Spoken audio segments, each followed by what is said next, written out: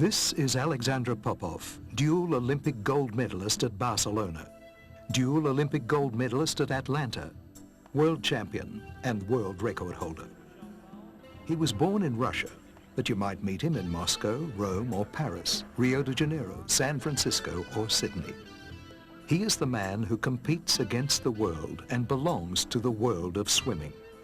He is the man who is making his sport more popular and attractive, expanding its horizons. Each year he swims 2,000 kilometers in training and competes in sprint events more than 100 times. Since his first international success in 1991, when he became world and European champion, he has swum 14,000 kilometers, enough to cover the distance from his home city of Ekaterinburg in Russia, where he was born in 1971, to Canberra in Australia, where he now lives.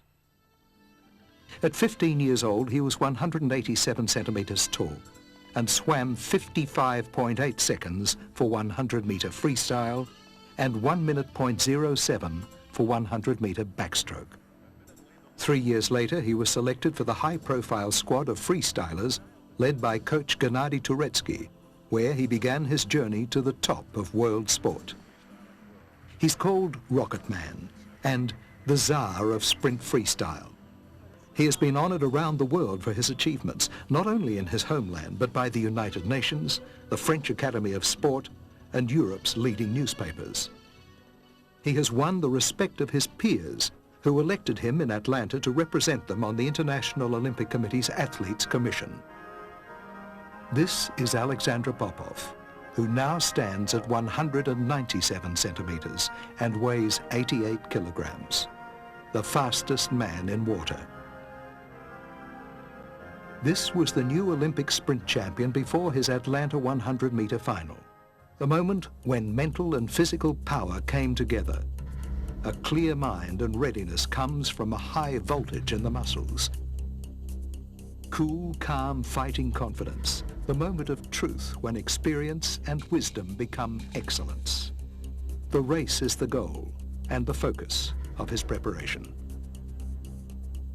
Alexander Popov, the man to beat in the final, is in lane 4. He faces very strong opposition from Gary Hall Jr. of the United States of America, second fastest in the heats, and Brazil's Gustavo Borges. Everything in this race comes down to skill and willpower. For less than 50 seconds, Popov must show absolute control. In 100-meter sprints, every swimmer loses speed as the race progresses, and the winner is the one who is most reliable and consistent in the last 15 meters.